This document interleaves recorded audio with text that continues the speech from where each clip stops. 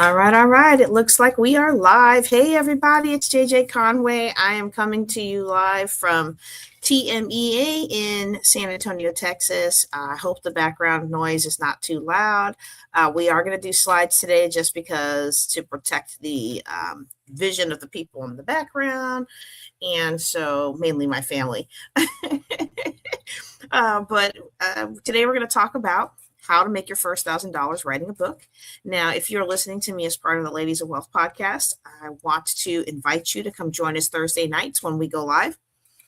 If you are watching me Thursday night live, I want to invite you to come back another time because we don't make a habit of teaching with just slides. Usually you get to see my smiling, laughing, slightly graying face. And, and we're very happy that you're here, but today is a special situation and I didn't want to delay bringing you this content. So today we're going to talk about how to make your first 1,000 writing a book.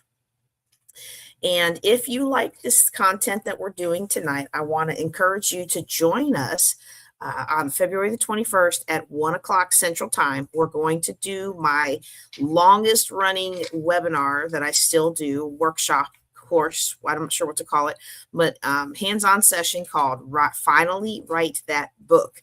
You can sign up today at jjclink.com/finally. Now, I will tell you the seats are very limited on this because what we actually do in this seminar is I sit down with you and help you structure your book. If you have an idea, we turn it into an outline. If you have an outline, we flesh out and we look at the structure. If you already have something written, we work on a chapter to make sure it's tight and right. And then we walk you through the next steps as far as publishing and all those kinds of things. And so we keep it a very small group and we group people into categories based on where they're at with their book so that we kind of progress along the route. And by the time you're done, you're going to have an action plan for taking your book to market, or if you're not ready to take a book to market, at least having a finalized chapter that you can take to market or an action plan to get you there, whether you're in one of my anthologies or somebody else's. And so that's the Finally Write Your Book workshop.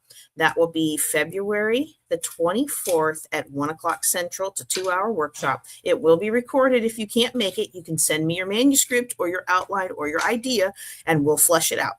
And you can register for that at jjclink.com/finally. So today we're going to talk about how to make your first $1,000 writing a book. And we're going to talk first about what not to do, how royalties work, press kits, interviews, book signings, and maximizing an anthology, because many of us get our start in anthologies.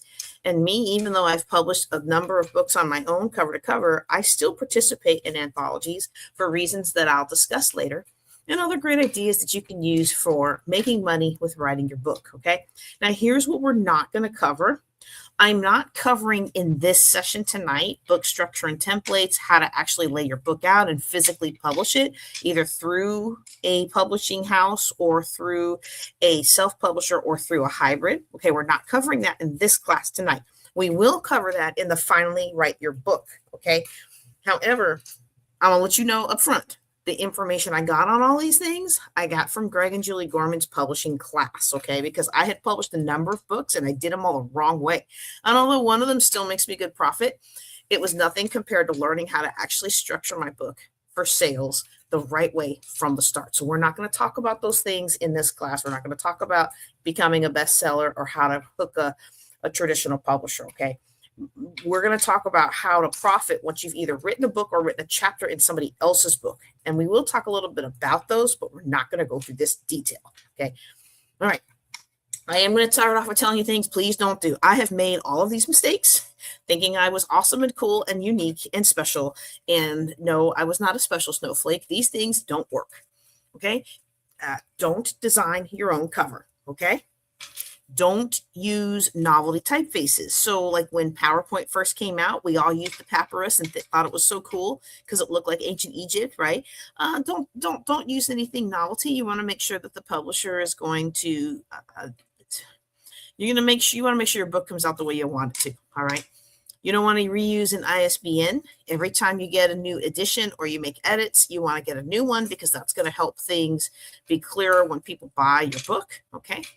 And you don't want to assume that just because something looks good on the page Just because something looks good on your computer, that it's going to look good on your page. You really, if you have a lot of images, if you have a lot of inline outlines, if you have a lot of creative layouts and strategies, you want to make sure that you are getting a proof copy of your book. Okay. And to that, I will also say, don't do your own editing. Okay. There's one more thing I'm going to tell you not to do here in a second. I just want to check and see how everything are going. You don't want to do your own editing. You don't want to do like I do, which is, oh, I'm really good at writing, so I'm just going to edit it myself as I go. If you are going to do your first round of editing, or if your budget's really, really tight, you definitely want to let it age, and then you want to read that thing out loud as if you were reading it for the first time. Because what happens to a lot of us is we mentally think we read something that we meant to write, but we didn't actually write it. So don't do your editing. And last but not least, please, please, please, in your desire to publish a book, do not let a vanity publisher talk you into buying all these copies of your book with these visions that you're going to sell out in just a week so you can be a best-selling author. You would be shocked at how many authors come to my book class on how to write that book and how to publish from the book, or how to profit from the book. And they have a garage full of boxes and boxes and boxes of books that they didn't sell. Now, that can help you get on the bestseller list temporarily because you got $10,000 worth of sales at one time, okay? But at the same time, you're going to have a long, hard road trying to sell all those copies if you don't follow the strategies that I'm talking about tonight, okay? Excuse me. I should have looked up how to say his name. I think it's Dearkins. He said, all it takes to publish a book is money. And then he also said, anybody with a computer can publish a book. It's easy. It's also much easier to do it wrong. Don't I know that? Oh my goodness. I have done that so many times. I have, you can go out to Amazon. You can publish your book for free. You can put together any old gibberish and put it out there. And if you pay people, or if you get in a writer's group, you can get people to sing your praises and give you 5 stars, and it's all fake, and you can make money, but it's all fake. And we don't do fake things around here. Okay. We may not always do everything completely. If it's not profitable, we cut bait and move on. We serve the people who were with us, and then we don't take new people, but we don't want to publish gibberish. Okay. And I'll talk a little bit about that some more later, but writing the book is not the thing. The thing is making money from the book. Okay. So we're going to talk a little bit about how royalties work, because everybody gets all excited about, oh, I'm going to get royalties. I'm going to get royalties. I'm going to be rich for life because every month I'm going to get checks of royalties. And I hate to break it to you, but royalties are pretty small usually. And what a royalty really is, it's your little tiny piece of profit for every book that's sold. Okay. So let's say you publish a book on Amazon. You self-publish a book on Amazon. When you go to price out that book, you're going to find out you don't make very much on the books. In order for you to make a ton on the books, you've got to A, market pretty high, and B, you got to get a lot of people to buy it. And that's the tough part. I have a book out there on Amazon. I get a check from Amazon every month. Sometimes that check is $50, $60. Sometimes that check is not really a check. It's like a deposit. Sometimes it's not even a deposit because it's so small it doesn't meet the threshold. It might be 25 cents. Okay. So you don't want to count on that until you've established yourself as an author and you know how to market yourself. Again, writing the book is not the hard part. Selling the book is the hard part. Okay. Royalties are pretty small, and they vary by publisher and type. I was really disheartened when I did a book for my son. My son did a book. I made him do it as kind of a punishment, but it actually turned out pretty good. So we published it, and we sold it as a fundraiser for Final Salute as part of my Ms. Veteran America finals. You had to raise money as part of your finals, and it was really cool. I was so excited. We sold this book for like $35, and you know how much we got from it?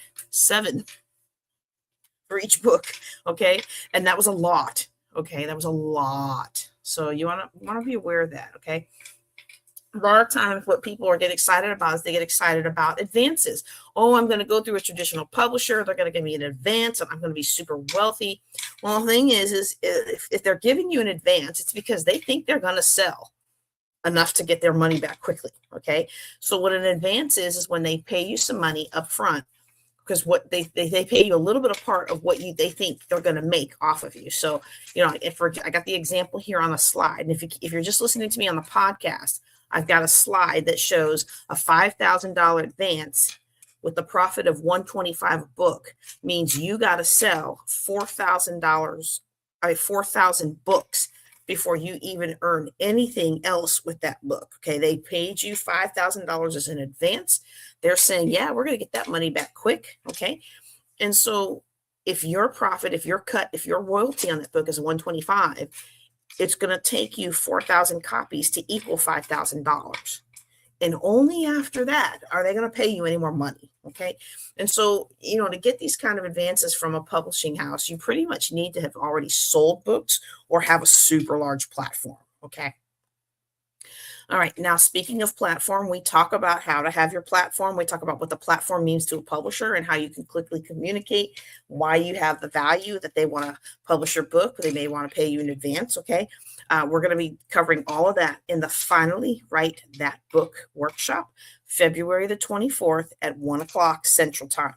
You can book that at jjclink.com/finally. All right. Let's see. Okay. When you publish your book or as you're going through the book process, I wouldn't do it when you first have an idea. I'd honestly get through your outline and your first initial writing and kind of make sure you're actually going to finish the book.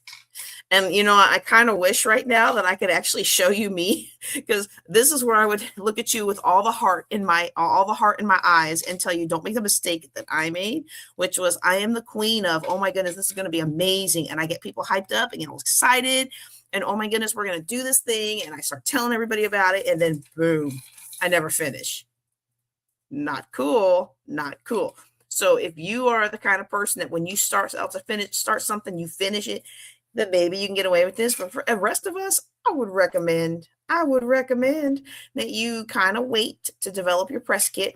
You want to buy your name as soon as you kind of think of a name for a title. You want to buy that website name, but then you want to wait on doing the other stuff. Okay. So you're going to want your one sheet. That's a 1-page paper that talks about the book, the theme, the platform that you have, and who you are. You might even want to make book cards, which are like business cards. And of course, you're going to want some ad copy. And with ChatGPT and other AIs, it's really easy to come up with ad copy these days. But you still want to just have something, and it's going to refine as the book gets edited and published. But you want to have something to get excitement generated, and then actually be able to get some pre-orders. Okay. Let me just check on something really quick. Let me just check on something.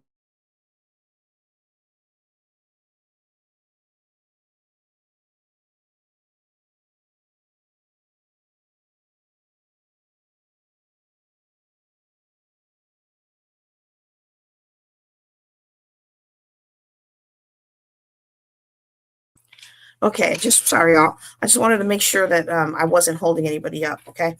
So when it comes to interviews, there's lots of ways to get interviews. I've listed a couple on the slide.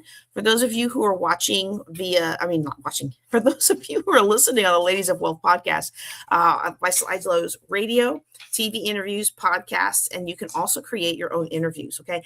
I will interview people. You can book time with me and I will interview you about your book. Okay. If you give me a copy of your script beforehand, I'll even read it and highlight some things. Or, if it's an electronic copy, I'll make some notes and be able to ask intelligent questions about it. You can get on I'm going to tell you right now, I've been on the radio and on the TV for free. All you have to do is find the contacts that are receptive and then give them something that they can nug on, something that's going to make them look good when they bring you on air. And then you have to be available and ready. Whenever they call you, you have to be available and ready. I can mess up sometimes because I have opportunities, but I don't answer my phone. You don't want to be the person that don't answer your phone. Okay. Podcasts, there's places out there to get on podcasts, and you should not be paying. If you're not an established person, a guest on podcasts, things like that, you should not be paying yet. There are groups out there called Find a Guest, Be a Guest that are free. There are others that are called Find a Guest, Be a Guest that charge you, but those aren't the ones you want. Now, once you get up a higher level and you're ready to get on higher tier podcasts, well, then you're going to probably need to pay for some of that. And if you are somebody that has clout, you might be able to get some of those to have you on, and maybe they'll pay you. I don't know. But I'm not there at that level yet. So, I can't speak to that yet. Okay. When I say create your own interviews, you can get people out there to interview you. There are people who will interview you. There's one that I should have talked to him first because I don't know if he does book interviews, but there are people that I know, clients that I've worked with, or people that have helped me with my business, where you basically pay them to interview you. They might have news contacts, they might have a journalism broadcasting background, and they will interview you with the official looking background and everything, and they will give you really good high quality video that you can use to advertise what you're doing. Okay. I have a get interviewed list of places that will interview you for free. If you do or finally write that book, hey, why is that not up here? Hold on. Show headline, show display name. That's strange. Okay, well, sorry, y'all. I don't know why the finally write that. Oh, because I'm not in it. Okay. It's jjclink.com/finally write that book.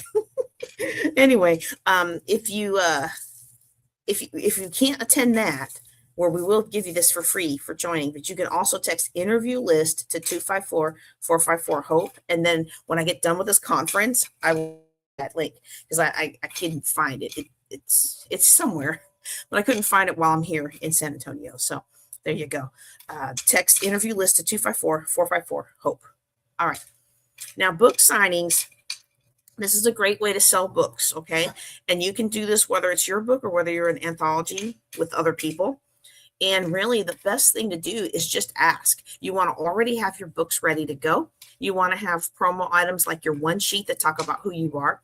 You can take your one sheet, you can send it to a place like Staples and FedEx, and for like $10 or so, maybe even a little bit more depending on your market, they'll make it a big foam board poster, and for like another $2 or so, at least where I live, they'll slap an easel on the back of it, a little cardboard easel, and you can stand that up right on a desk. You don't have to spend the $200 on like pop-up banners or stuff. You can get started at very, very low cost. Now, if the more glitz and glamour you can put on it, the better it is. But I'm gonna tell you right now, when I started publishing books, the way that I did book signings is I literally went to trade shows and other places and made my own events. And you can do that.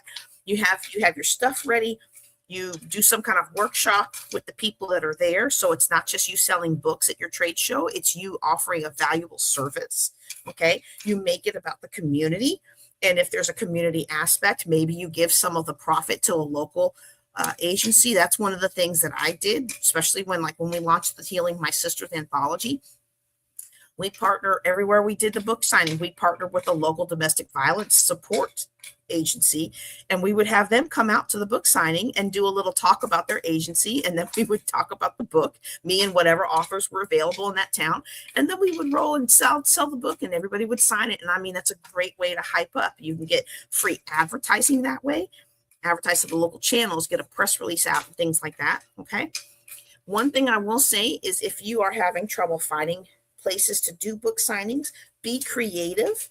Coffee shops, bookstores, a lot of indie bookstores are great for this. Secondhand bookstores can be great for this too. But make sure you know what their goals are and what their agenda is, so you can match up what you want to do with what they want to do, and they can see that you've gotten on their agenda, do the things they want to do, and help them achieve the goals they have before you ask them to get on your agenda, which is to help you sell them books. All right. Now, I love anthologies. I did have a rude awakening one day when I used to run the Black Queens Natter Book Club. And like the first 3 people that signed up as authors, they said they were authors and they'd written a book, but it was somebody else's book. And it was really difficult because that's not what we were trying to do. We weren't trying to do anthologies. I mean, people had amazing stories, but we were actually trying to get people who had written full books. And now we had to tighten that down a little bit and get that in there, because as much as anthologies are great, it's not the same as having your name on the front. Okay. And so I love anthologies. What anthologies are is they're a collection of writings from other people. So I might have an anthology. I'll show you a picture of one coming up. I have an anthology coming up. There are like 10 different authors in that anthology. And if you do one of those, it's a great way to get started. because you get training on writing, you get training on editing, you get training on all these different things. You get a professional editor that you might not be able to afford who edits your chapter, and you get to connect with other authors. And the thing about connecting with other authors is it helps you put together events in other towns when y'all work together, okay? And so if you have an anthology, my recommendations are that you market your chapter like it's nobody's business, all right? You market that thing. You take the lead and set up signing events in different towns where fellow authors are, okay? You connect with them, you help them, you guys set things up. One person who was in an anthology that I did, she set up something at her Chamber of Commerce. It was amazing. I couldn't attend in person, but I was able to speak virtually, okay? Get your pre-order page out there if you're able to, and let people take pre-orders so you know how much, how many copies of your own to buy. When it comes to anthologies, okay, don't overbuy, because you don't know how that anthology is going to do or whether people are going to be with you, okay? That didn't come out right. What I mean is there's anthologies I did that totally flopped. I thought they were going to be amazing because the person on the cover was going to be like so influential, and it just wasn't done well. Okay, so you don't want to pre-order, you don't want to order 100 books and then find out that it's hard to sell them because like they did a crummy front cover. You know, you want to test the waters with a pre-order page first. Okay. All right. So I'm going to tell you one more thing about anthologies. This is one that we have coming up. It's the Juneteenth Voices of Legacy. And as you can see, it's got, then we are stylizing. I'm so excited about this project, y'all. This project's been 2 years in the making. We have been like, we had to postpone, and I'm so excited we're finally bringing it to pass. And you see on the cover here, you've got me and you've got Dr. Jonas Gadsden, okay? All anthologies are not equal. The very first time I paid more than $1,000 to be in an anthology, I was quaking in my boots. But when I got the books had my name and the editor's name. Every one of us who participated in that project, I think we ended up paying like $3,000 for it. And I was just like, I've never paid this much. Never had invested that much into myself before. We each got 20 books with our names on the cover. There are times when I have gone to an event and sold my book and other people were selling their book. And the reason people have verbally told me the reason they bought mine and not the others is because I had my name on the front. And my booth and not the others was because they had my name on the front. Okay. So when you're doing an anthology, make sure you understand why you want to. Because for me, when I do an anthology, it's because when I participate in somebody else's anthology, it's because I want to get connected with a new group of authors. I want to get connected with a new group of potential speakers for my events. Okay. But if you're just trying to get your business started, or you're trying to get your author business off the ground, or you're trying to get, become a known author, you don't just want to participate in anthology after anthology unless they're giving you Amazon. Okay. Or they're doing like I did. I offered a package where you could co-author this book with me. You got to put more stuff into the book. And on Amazon, you get to have the co-author status. You get to have a version of the book that you can sell. My other ladies that are, other men and women that are in the book, they are what's called contributing authors on Amazon, which means you'll be able to click their name and go to their author page. Most anthologies don't offer that. And so, sometimes we think, oh, this is too much. But if you're getting that credibility, then it's worth every penny. All right, let me wrap this up here. Okay, I've got some great ideas here about things that you can create your own. If nobody invites you to their table, build your own. Okay, I have literally created my own book fair. Domestic violence book fair, women's leadership book fair, Black Business Month book fair. Like, I just come up with reasons to do book fairs. And if you can get the space and do it, do it. Could put together conferences. I have literally put together conferences just to sell books. You can create your own signings. We already talked about that. You can create other events around the books. You can get the community involved and stuff. You can even start a book club or host somebody else's book club. Okay. Now, a lot of times people with books don't want to speak if they can't sell something, but I found that doing Rotary Club and other chamber events where you can't sell is an excellent way to get exposure, and it gives you practice. Okay. You can also participate in trade shows. You can get a booth at just about any fair. Even some farmers markets will let you do that. And then you can look for book clubs. There are a lot of book clubs out there. They're voracious readers, and they're always looking for something to read about. Okay. All right. I think that's all I have for you today. I know this class was short and sweet today. It's because I'm at the conference in San Antonio and we have quite the busy schedule. And so I hope that you've enjoyed these tips to help you make your first $1,000 writing a book. If you're listening to me as part of the Ladies of Wealth podcast, I hope you will join us live Thursday nights. Today was our 7-figure business building. And next week will be our real estate. Every third Thursday is real estate. Every fourth Thursday is empowered entrepreneur. And every first Thursday is our fireside chat, where I answer your questions with style and grace. All right, y'all. Wow. Look at that. We actually got one episode recorded in 25 minutes, which is the goal. I don't think I've ever met it yet, but we did today. Y'all take care and be blessed. And I'll see y'all next week.